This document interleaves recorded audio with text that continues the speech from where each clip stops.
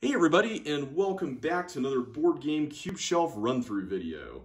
We are on the 8th shelf, which means after today we are going to be halfway done. Woo! But I'm really looking forward to some of these next few shelves, including this one, where we're going to continue going through the publishers AEG and Pandasaurus. We had started looking at a few of their things earlier in the second video of the series, which if you haven't watched yet, go check that one out. But we're going to continue upwards from where those games were, and we're going to look at some more of them in this one. So without further ado, let's get started with this little one up top called Point Salad. Now, Point Salad is a very simple card game. It came out last year. I even saw it at Gen Con in Indianapolis when I went there, being demoed and everything. This game is amazing. It's a game that I expect will be a staple of a lot of people's collections in the years ahead. And it's very simple to boot. I've heard comparisons to the game Sushi Go, which I think are entirely warranted. I think it's a very accessible game on that level. I would say it's maybe a notch below Sushi Go Party, though, just because that game has more variability. But this one, as far as ease of play and being able to teach it to people, is a winner. What you do in this game is really interesting. So you see on the left here, there's this set of cards, which is in the middle of your table. You have 3 of these sets, and the cards are all double-sided. On one side, they have these point-scoring mechanisms, which is a side face-up and on the draw piles there. And then on the other side, below the draw piles, you'll see that there are vegetables. There are 6 different kinds of unique vegetables in the game. On your turn, you'll draw into your tableau one of 2 options. You can either take 1 point card from the center area or 2 vegetable cards. And whatever vegetable cards you take, you'll then replace them after your turn with the cards that are on their respective draw piles. So you're going to be, foregoing all these point cards as the game goes on. There's several things I really like about this. First of all, unlike a game like Sushi Go, which has kind of a closed card draft akin to Seven Wonders, this game is open information. So it's very easy to teach people how things work and why certain things might be more valuable for them than others and whatnot. The point scoring cards are all different as well. So you'll see here, if I can get it closer to the camera, starting on the left here, that one is like 2 points per carrot. And then the next one is a set of 3 cabbages is 8 points. And then we have an even number of tomatoes is 7, while an odd number is 3. There's a lot of these options, and the more you stack them and mix them up, the more you can craft a strategy that's just for you. You can kind of indicate how complex you want the game to be. I also love the fact that there are point cards available that may not necessarily be valuable to you, but they might be valuable to your neighbor. And if you can take the vegetable card or cards under it and essentially rob them of the opportunity to get that point card by replacing those veggies with the card in the draw pile that they want so badly, you can kind of do a little bit of what some people call hate drafting, where you're denying people something that they might want, which is always a lot of fun, especially in a game like this where there's open information. It's a really neat game, great for families. It plays from 2 to 6. It only takes, like, it says 15 to 30 minutes here. That's actually pretty accurate. I would say that it's about that long. It's very fast-paced, easy to teach, checks off all the right boxes. Check this one out, Point Salad. All right, so earlier I mentioned that there was a game that replaced Reef in my collection, and we're about to take a look at it now, and that is Tiny Towns from AEG. Tiny Towns is a city-building game of sorts. Much like Reef, it takes place on a little 4x4 grid, which you can see here on the back. And the concept is really cool and very accessible and keeps everyone engaged on each turn. On a player's turn, they're going to call out a resource, which are represented by those cubes there. And there are 5 resources. You've got wood and stone, brick, glass, and wheat. You place whatever cube they call out, it's kind of like bingo, on your little grid board. And you have to arrange these cubes in these little polyomino kind of formations that are dictated by these cards that you randomly draw at the very beginning of the game. When you achieve that shape with the cubes that you draw, you can collapse it into a building on one of the squares that contributed to it. It's kind of like a mobile app in a lot of ways, but played out with a board in front of you. And what's really fascinating about it is that the more buildings you build, the less space you have, because you can't put resources on the spots that you built buildings on and reuse those spots.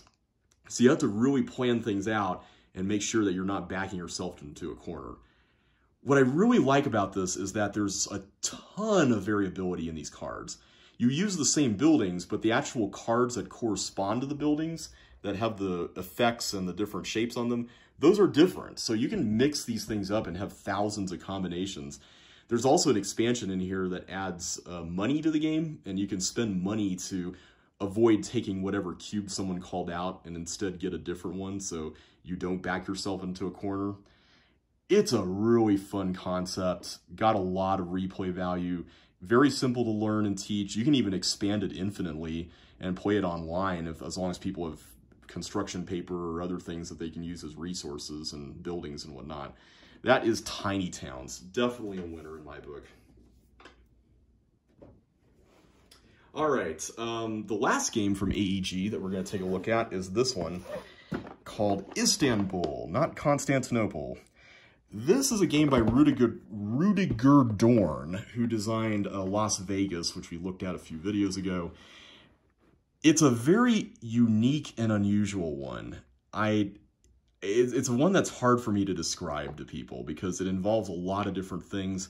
But overall, the actual process of playing it is very simple. The best way I can describe it is it's a race game with a little bit of Mancala going on. So the back of the box, unfortunately, doesn't really show off the board or anything. But the board is modular. You lay out this grid of tiles in the middle of the table. And the objective of the game is that you are trying to move your merchant around and all of their assistants to these different tiles to take different actions that will then allow you to get rubies, and the first player to get 5 rubies will win the game. I think you can have a tie, and then you could, I think there's a tiebreaker or something. I'm not sure how long I'm going to have this in my collection for a few reasons. One of them is that there's a really cool digital version of this game that's very easy to play, and I might end up playing it mostly on that. There are expansions in this big box version of it, which are not in the digital version, at least as far as I know yet. And because of that, I might keep it if the expansions are good, because I haven't really gotten them to the table yet. The base game is also really good too, but when you have a digital version, it's kind of hard to pass up the convenience factor of that, especially playing alone and whatnot.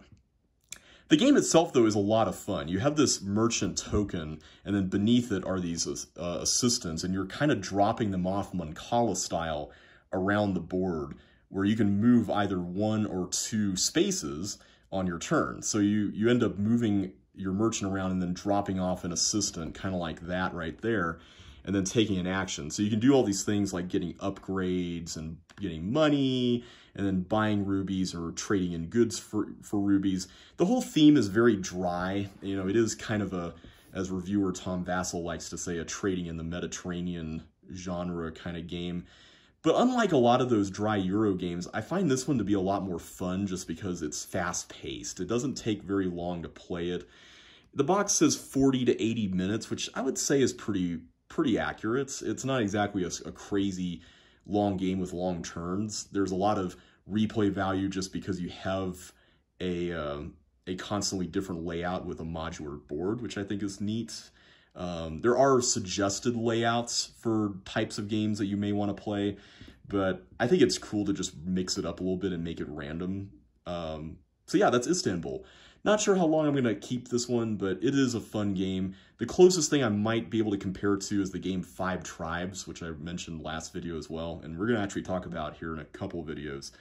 So if you like that one, you might like this one. All right. The next one is a game that I just got very recently, and that is the Isle of Cats. This is a very big box.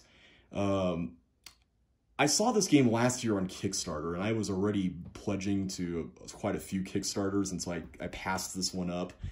In hindsight, I really wish I didn't, because I really like the concept of this game. I think it's really cool. I got to play it at a convention a few months ago, instantly fell in love with it. I ordered it afterwards, got all the upgrades and everything to make sure I had everything. I've been playing the pants off of this one just because of quarantine, and it has a really nice solo mode at that.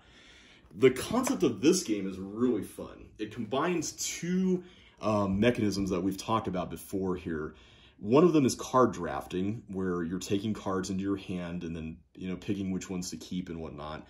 And then there's also tile laying, where you're taking these polyomino shaped tiles, which represent cats, and you're putting them on your boat here because you're trying to rescue them off an island before some bad guy gets there with his ship, which is what that's all about.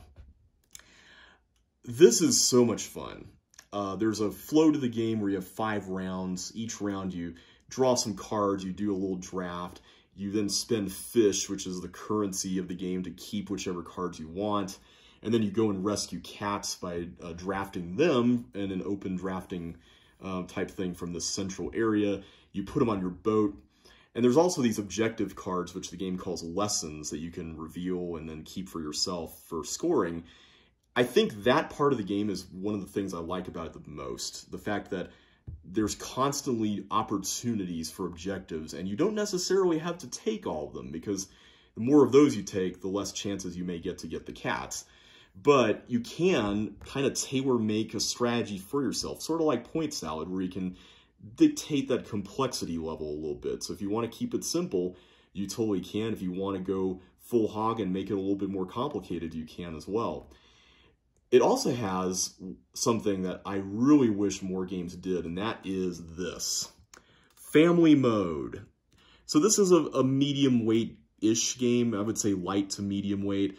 But the fact that this includes a special mode just to make the game simpler, where it just strips out all the drafting stuff for the most part, and it just narrows it down to the actual cat placement on the boat, I think that's really cool. I think more games need to be doing this. The fact that you have 2 games in the box is amazing. So if you have family or friends who are not necessarily into board games and don't want a lot of rules to memorize, it's a great option. It's such a nice option. That's the Isle of Cats, a really scalable, fun polyomino game with a colorful theme, great presentation, and fantastic gameplay. All right, so Pandasaurus continues their reign over this section of the shelf setup, and we're going to look at a little game by them that I picked up at Gen Con last year called Illusion.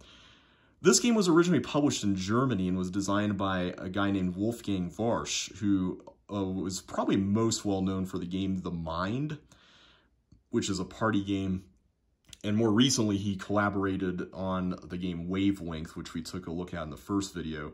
This one, though, is a much simpler game than some of the more recent stuff he's been putting out.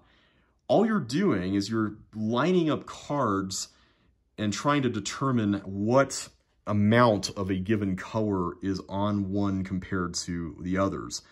So on your turn, it's not showing this picture, but there's a card with like an arrow that has a color on it that you put out at the beginning. And then you're lining up cards from that arrow that look like these wild drawings here. These cards have to be arranged from like lowest amount of that card, the color on the arrow card, to the highest amount. And so on your turn, you can either choose to slot a new one in, or you can challenge the existing order that's there. And if you do, you then turn all the cards over, and there's these percentages you can see right there on the reverse side that let you know how much of each color is there, which I think is pretty neat. It's a very simple game. It's very reminiscent of a game called Timeline, which is more about historical dates and arranging those. But I really like this one more because you don't have to know history. It's very accessible, and it's just one of those neat things that you can just pull out and say, hey, want to see something awesome? Illusion. It's a lot of fun. All right, the last game here is one that I'm not going to try picking up because it is very heavy in terms of the amount of components.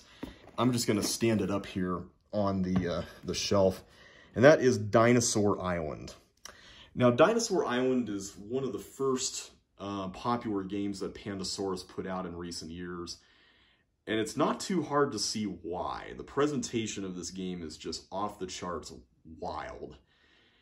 All the neon colors, very much a callback to 90s color palettes and whatnot, and very much riffing on the Jurassic Park franchise. This game has been hailed by a lot of people as Jurassic Park, the board game, just without the IP. And I would say deservedly so. It has a fun kind of thematic flair to it where you're having to, I'll turn it around here. You can see the setup for the game here where you're having to do this process of getting dinosaurs by cultivating DNA and cooking up these dinosaur recipes that you can then engineer. And then you open up a dinosaur exhibit in your park, which is this board over here. And then you draw visitors out of a bag, which can either be paying visitors or in a very few select cases, hooligans who don't pay. And then you also have to deal with the fact that you have a security level for the park that if it's not in alignment with the fear level that the dinosaurs are conjuring up, then the dinosaurs are going to escape and then eat your visitors, unfortunately, and then you would lose points for that. I really enjoy the thematic flair of this game. It's very fun. Unfortunately, one of the issues I have with it is that when I first got it, without the expansion, which is that box that's in the background behind this one, it felt evident, and the designers even made a statement that was confirming this, but it kind of started feeling like the game was originally meant to be a lot more complicated, and then they trimmed it down to be a much more family-level experience that a lot more people can get into. And I applaud them for doing that, but it was kind of evident that the game itself had the DNA, no pun intended, of a more complicated game. And a lot of those ideas ended up making it into the expansion, which I'm glad they released because I think the game would have gotten a little old without it. The expansions add things like blueprints for the park and private objectives and then events that can happen at the very end of the game to affect the scoring and all kinds of things. I like it, but one of the things that is rather awkward about it is that I feel like it exists in this rather strange middle ground where if you just play with the base game, you spread out all that stuff on the table and it looks really complex and overwhelming. The game itself is not really that complex though. It offers a pretty limited amount of decision making actually at the end of the day, especially without the expansion. With the expansion, it ups it a little bit more. I wouldn't say significantly, but a little bit more. The problem with that is that I feel like you're kind of, in an attempt to please everyone, you're ending up pleasing fewer people in the process because people who are not necessarily into board games who see all this stuff are going to be very overwhelmed and tune out whenever you read the rules. And then people who are into board games who are looking for a more meaty experience are going to kind of go, really, that was kind of it? I think it's a fun game still. There are a lot of options with the expansion added in there. It's just a lot on the table, which is probably my main issue with it, is that there's just so much in this game. But it is fun. I don't take my comments as a dismissal of just how fun the game is. I really like it a lot. I just wish it didn't involve the amount of upkeep it does. The box is just packed with stuff. Normally, I'm the type of person who tries to stuff as much into a box as possible, but they pretty much did that already just with the base game, so that's why the expansion is tucked back there. Dinosaur Island, I'm not sure how long I'm going to keep it, but I think it's a really neat game if you like 90s nostalgia, if you enjoy Jurassic Park, if you like cool themes in board games, and you love drawing things out of a bag and seeing how things go. It's a lot of fun. It really is, and I hope to play it more in the future too. Alright, so that is all for this shelf, everybody. Thank you all so much for watching. I'm going to be moving on to the next one in the next video, which is going to start touching on one of my favorite publishers, Stonemaier Games. But until then, thank you all so much once again. I will catch you on the next one, and until then, take care, and I will see you then.